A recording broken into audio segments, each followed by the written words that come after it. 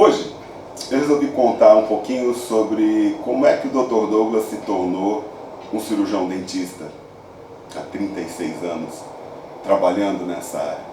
Então lá no começo eu comecei a me interessar pela profissão quando eu tinha meus 14 a 15 anos. Eu tinha muito contato com um tio meu, irmão de meu pai, que era um cirurgião dentista, trabalhava em São Paulo, embora a gente morasse em São José do Rio Preto, no interior de São Paulo.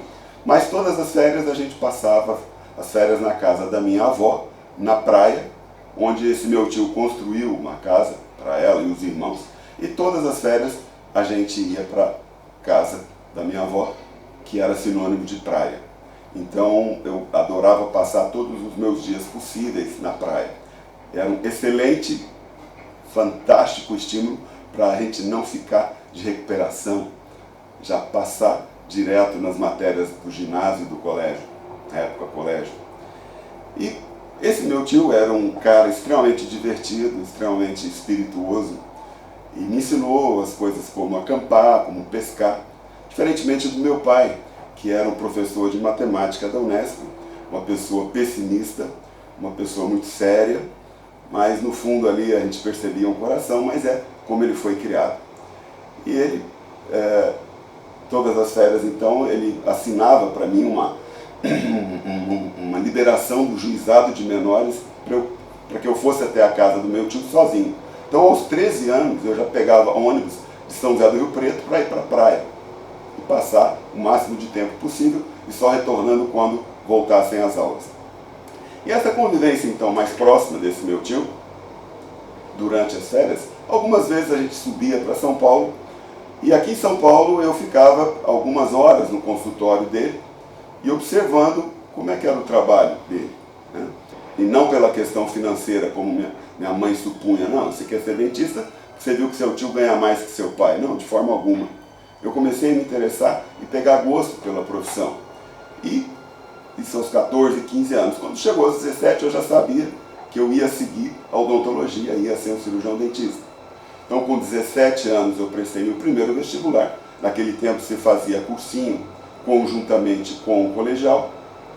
E eu prestei no final de 79 o vestibular da FUVEST, me inscrevi para a USP de Ribeirão Preto, passei na primeira fase, de certa forma até bem, e na segunda eu cometi um vacilo imenso de trocar o título da redação, uma questão meramente de interpretação, e isso me custou uma nota 0 em redação, que me eliminou da segunda fase. Muito bem. Cabeça baixa, né, um pouco triste com essa história, e um belo dia minha avó, mãe do meu pai e do meu tio, viu meu estado, né, meio triste de ter sido reprovado. Ela me disse uma coisa que eu trago até hoje comigo. Ela olhou para mim, muito séria, levantou minha cabeça e falou: escuta aqui, você perdeu uma batalha, você não perdeu a guerra, segue em frente que você vai conseguir. Então isso me deu tanta força. E essa minha avó, ela já faleceu há muito tempo, mas isso ficou gravado na minha cabeça para o resto da minha vida. Então sempre, para todas as dificuldades, eu sempre luto, e luto com muita perseverança. Não é à toa que, graças a Deus, eu conquistei tudo que eu conquistei. Muito bem, depois disso, eu catei os cacos, né, de uma reprovação, e fiz um cronograma onde eu iria estudar mais a fundo as partes que eu tinha alguma deficiência ainda. E as partes que eu era mais forte, eu continuei a estudar, só que com mais atenção às partes que eu tinha que melhorar. E assim foi por mais um semestre, eu fiz mais um semestre agora só cursinho, e eu estudava de 8 a 12 horas por dia, cravado. Era, inclusive, sábado e domingo. Então nada nessa vida vem de graça. Consequência disso é que em julho de 1980 eu prestei o vestibular na Universidade Federal de Uberlândia e passei de uma maneira muito tranquila, com uma média que com o valor dessa média de 83,5%, eu poderia ter facilmente passado também para a medicina. Só que eu nunca quis medicina, eu sempre quis odontologia. Então tem algumas pessoas que até hoje ainda falam que o cirurgião dentista é um médico frustrado. De forma alguma. Se eu tivesse escolhido a medicina, eu teria sido um médico frustrado, porque eu sempre quis ser um cirurgião dentista. E assim fomos de 80 a 84, morando em república, com amigos, na mesma sala de aula, que se tornaram com o tempo irmãos. E eu me formei em 1984, mais especificamente em 7 de julho de 1984. E vim para São Paulo. Meu tio, na época, já tinha me convidado para trabalhar com ele. E ele trabalhava terça e quinta, 2 dias só no consultório. E eu atendia, então, de segunda, quarta e sexta. E às vezes até sábado de manhã. Mas essa situação foi por um semestre. Eu falei, não, assim, eu preciso de mais dias, né, para trabalhar. E nesse ínterim, eu e meu tio e meu pai, que deu uma força, a gente comprou 3 salas comerciais. E nessas 3 salas, então, o plano era eu ter o meu consultório, meu tio o consultório dele e uma sala de espera comum. E uma coisa importante a dizer é que no momento da compra dessas 3 salas, meu pai poderia ter pago metade tranquilamente. Só que ele, para que eu valorizasse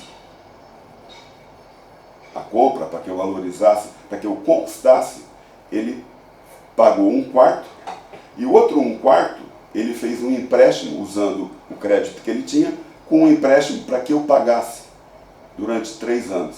E assim eu fiz e consegui pagar essas salas. Então hoje pai e mãe dão muita coisa de graça para filho. E eles não valorizam isso. E pensam na cabecinha deles que a gente não faz mais que obrigação. Infelizmente é uma maneira errada. Você não ensina teu filho a conquistar pelo próprio mérito dele. Toda vez que você faz isso com um filho, você está passando para ele um atestado de incompetência. Do tipo, olha, eu fui capaz de conseguir, de vencer na vida, mas você, eu acho que não vai ser capaz, então por isso eu vou te dar toda a ajuda, tudo que você precisar. Pensamento extremamente errado, extremamente protetor, mas extremamente, ao meu ver, errado. Muito bem, filosofias de vida à parte. O ano de 84, então, terminou, eu consegui me alistar e consegui uma vaga no Exército, num batalhão em Uberlândia, e para lá voltei, morando no Exército. Trabalhei 1 ano para o Exército, cumpri meu tempo militar e ganhando um salário de um tenente, que era uma patente para um cirurgião dentista, como segundo tenente, e assim eu trabalhei nesse ano inteiro, juntei um dinheirinho, e com esse dinheiro eu comprei meu primeiro consultório, embora usado, mas em bom estado. Quando eu voltei a São Paulo, trouxe todo o consultório para cá. E a partir de 86 até 92, 93, eu trabalhei aqui em São Paulo. E nesse ínterim eu comecei a estudar, a fazer cursos de ortodontia e também uma especialização em ortopedia funcional dos maxilares. E poucos profissionais naquela época trabalhavam com isso. E eu comecei a vislumbrar uma possibilidade de voltar a Uberlândia. E foi o que aconteceu em 93. Por questões de casamento, de filho já tendo nascido e morando em Uberlândia, eu resolvi fechar o consultório de São Paulo e ir para Uberlândia. E lá então comecei a trabalhar como ortodontista e ortopedista funcional. E como tinham pouquíssimos profissionais que trabalhavam nessa área, os primeiros anos foram fantásticos. E também, junto a essa atividade de atendimento no consultório, eu comecei a lecionar, comecei a dar aulas de pós-graduação, de especialização em ortopedia funcional dos maxilares, até 2004, 2005. Foi quando, então, eu resolvi parar com as aulas e resolvi me dedicar integralmente ao consultório odontológico. Mas nesse meio tempo também, Uberlândia ficou um mercado que abriu-se uma série de cursos e em cada esquina havia um ortodontista. Consequência disso, muita oferta e também uma concorrência desleal, onde os colegas começaram a cobrar preços de banana. E eu não concordava em absoluto com essa situação, me sentia muito indignado e comecei a ficar frustrado por não ter a minha capacidade profissional valorizada. E nesse momento, uma irmã minha que mora em Brasília até hoje me convidou para ir até lá. E me disse, me convidou, assim, me fez a seguinte pergunta: por que você não vem trabalhar em Brasília? Deixa Uberlândia, né? Uberlândia, eu estou vendo que você está desestimulado aí em Uberlândia. Falei, tudo bem, só que eu não tenho nenhum dinheiro para comprar um consultório para montar em Brasília. E ela me perguntou então, quanto você precisaria para isso? uns 30 mil reais na época, isso em 2006. Ela falou, muito bem, eu posso te emprestar esse dinheiro. Eu falei, nossa, ótimo, né? E assim eu fiz. Aluguei uma sala, comprei um consultório com esse dinheiro, comecei a trabalhar, e ao cabo de 6 meses eu já tinha pago esse empréstimo totalmente para minha irmã. Não é uma questão até de se ganhar mais, mas é uma questão de ter um reconhecimento do seu valor profissional. Em Uberlândia as pessoas questionam-se e me falavam antes, nossa, o senhor está cobrando muito caro. Então isso para mim assim, era uma coisa absurda de ouvir. Mas em Uberlândia o pessoal é assim. No ano de 2005 foi quando entrou na minha vida, eu tive o primeiro contato com a odontologia do sono. Era um curso de uma semana que nós trouxemos um professor de Florianópolis até Uberaba, que era uma cidade vizinha a Uberlândia, e um grupo de 12 amigos trouxemos o curso, pagamos o professor, e a partir dessa data então foi nos dado algumas noções básicas sobre medicina do sono e como se confeccionava o aparelho. Na sequência eu fiz alguns outros cursos e no ano de 2012 eu resolvi fazer um curso mais aprofundado no Instituto do Sono. E nesse meio tempo, atendendo os pacientes, colocando aparelhos para tratamento de ronco e apneia, muitos pacientes me perguntavam, por exemplo, se eu colocava implantes, e eu respondia que não. Até uma vez que um terceiro ou quarto paciente fez a mesma pergunta. E eu me perguntei, até quando você vai responder que você vai indicar para uma outra pessoa e não vai fazer, não vai resolver o problema do paciente. E foi aí que eu comecei a me interessar pelo curso de implantes, entender a implantodontia, e aí eu reciclei todo o meu conhecimento de clínica geral, fazendo vários cursos de reciclagem e atualizando todos os conhecimentos que eu já tinha. Basicamente todas as técnicas haviam mudado, mas eu achei interessantíssimo esse desafio de começar tudo de novo, o que eu fiz com muito prazer e faço até hoje, dentro da odontologia. No momento então que eu comecei a lecionar, um parceiro meu, que era um pouco mais velho, também me ajudava com as aulas, eu ajudava ele, vice-versa, ele morava em Uberaba, eu morava em Uberlândia, e ele me solicitou, Douglas, por que você não faz um mestrado? E aquela ideia me seduziu, e eu, em 2004, comecei um curso de mestrado, na mesma Universidade Federal de Uberlândia, no curso de pós-graduação, Lato Sensu, lá na Faculdade de Odontologia, sobre um assunto que eu lidava na clínica, e que a gente via acontecer, mas a gente não via uma comprovação científica a respeito do que a gente via acontecer, um determinado procedimento clínico que resultava num resultado. E aí então, a minha pesquisa de mestrado foi em cima disso, e final de 2000, a gente começou as disciplinas em 2004, e exatamente entre Natal e Ano Novo de 2005, eu defendi essa dissertação de mestrado.